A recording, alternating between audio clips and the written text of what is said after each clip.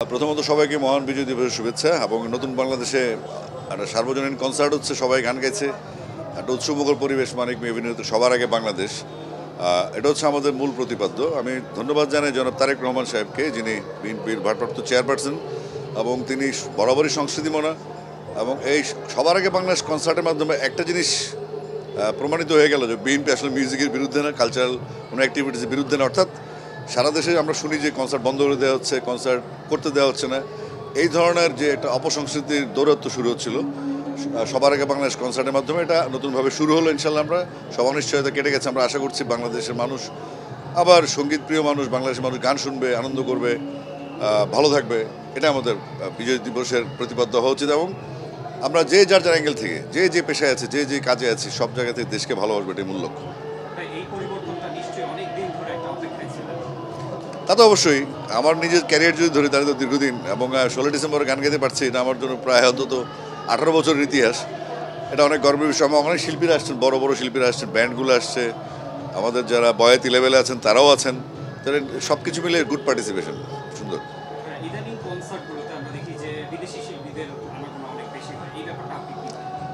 বিদেশি শিল্পীর কনসার্ট বাংলায় সবসময় ছিল, একটা নির্দিষ্ট জায়গায় ছিল আর কি। এখন এটা আবার আরেক দিকে চলে গেছে। তো বিদেশি শিল্পীরা আসবে ডেফিনেটলি। আমরা সবসময় সাংস্কৃতিক বিনিময়ের পক্ষে। শুধু ওরা আসবে আমরা যাবো না, সেটা হবে না। আর হচ্ছে তাদের আসার যে প্রক্রিয়াটা, সেটাও স্বচ্ছ হওয়া প্রয়োজন। যেহেতু ট্যাক্স, ভ্যাট, ট্যারিফের ব্যাপার থাকে এবং তাদের অনুমতির ব্যাপার থাকে। যে আমরা বিভিন্ন ক্লাবগুলো দেখি ইলিগেলি আসলে রাতের বেলা বাইরের সিঙ্গার চলে আসে এবং আমাদের রেভিনিউগুলো নিয়ে চলে যায়। আমার কথা হচ্ছে সবাই গান গাইবে, কিন্তু আমাদের রাষ্ট্র যেন কোনোভাবে ক্ষতিগ্রস্ত না হয় এবং কোনো অপসংস্কৃতি যেন ঢুকতে না পারে এখানে। ডেফিনেটলি আমাদেরকে বাংলাদেশের মানুষ হিসেবে, বাংলাদেশি হিসেবে আজকে মহান বিজয় দিবসে একটু বলতে চাই যে আমাদের শিল্প সংস্কৃতি এগিয়ে গেলে বাংলাদেশ জাতি হিসেবে এগিয়ে যাবে, ঐক্যবদ্ধ জাতি হিসেবে এগিয়ে যাবে। আমি কখনো মিউজিক ভিডিওতে মডেল কাস্ট করি না। তো এবার আমার মনে হচ্ছে যে এই গানটার যে আবেদনটা, এটা পিওর মেলোডি রোমান্টিক গান এবং এখানে টিনেজ তো বলা যাবে না, তরুণ তরুণী থাকলো। জিনিসটা সিকোয়েন্সটা শেখ সাদি মডেল ছিল, সে নিজেও একজন গায়ক। তা আমার মনে হচ্ছে কেমিস্ট্রিটা ভালো হবে। আর যেহেতু তরুণদের প্রেমের গান, তো তরুণরাই থাকুক, আমি জাস্ট লিপাটা দিলাম আর কি।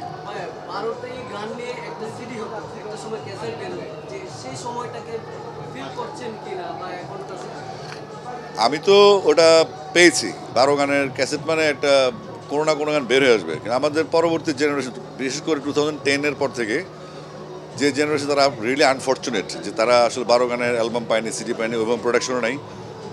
নতুন প্ল্যাটফর্ম চলে এসছে, ভার্চুয়াল প্ল্যাটফর্ম চলে আসছে। তো সেখানে আমাদের নতুন প্রজন্ম ভালো করছে। আশা করছি যখন 12টা গান হয়ে যাবে তখন তারা একটা সিডি করতে পারে। সিডির প্রচলনটা খুব কম, যেহেতু ভার্চুয়াল চলে আসছে। তো আশা করি তাদের যে গানগুলি আছে সেগুলো সন্নিবেশিত করে তারা জুক বক্স করতে পারে, ওই 12 গানই থাকবে।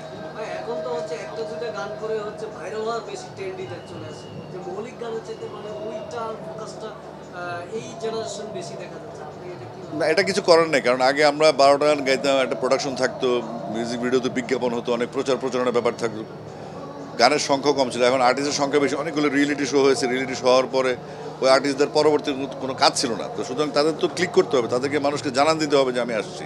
তো সেক্ষেত্রে ভাইরাল টেন্ডেন্সি, আমি ঠিক ভাইরাল বলবো না, ভাইরাল বলাটা আসলে মিউজিক সাথে যায় না। কারণ যারা ভাইরাল তারা একটু জামের মতো হয়, আড়াই আয়াত নিয়ে আসে।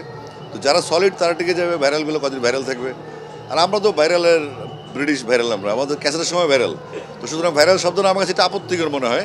আমার মনে হচ্ছে যারা গান গাওয়ার চেষ্টা করছে তারা তাদেরকে ফোকাস করার চেষ্টা করছে, এটা দোষের কিছু নেই এখানে। কিন্তু এটা আমাদের সংস্কৃতি মনে রাখতে হবে, সব কিছু দিয়ে তো আর ফাইজলামি চলে না। যে আমরা প্রেজেন্টেশনটা কীভাবে দিব সেটা তরুণ প্রজন্মকে অবশ্যই মাথায় রাখতে হবে, যেন দীর্ঘমেয়াদী বা একটা লংজিভিটি থাকে তাদের ক্যারিয়ারে।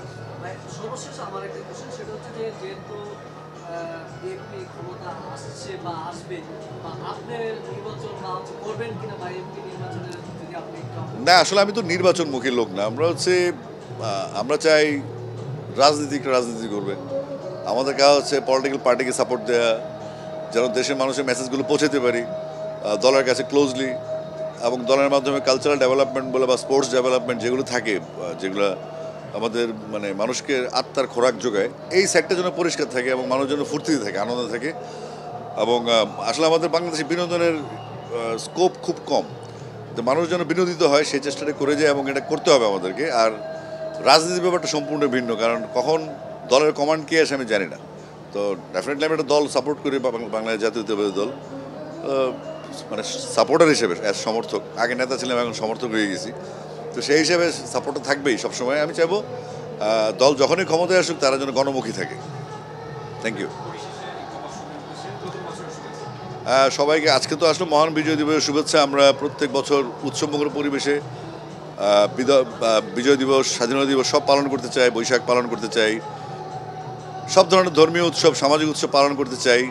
এবং এটাও চাই যে বাংলাদেশে যে ঐক্যবদ্ধ এখন পরিবেশ তৈরি হয়েছে, বাংলাদেশ হিন্দু, বাংলার মুসলিম, বাংলার খ্রিস্টান, বাংলার বুদ্ধিস্ট, আমরা সবাই বাংলাদেশ। এখানে কোনো ক্ষুদ্র নৃগোষ্ঠী, কোনো আদিবাসী, কোনো ধর্ম নিয়ে কোনো বাড়াবাড়ি আমরা চাই না। আমরা চাই একটা ঐক্যবদ্ধ বাংলাদেশ, যেটা 36 জুলাই বা 5ই আগস্টে জন্ম নিয়েছে।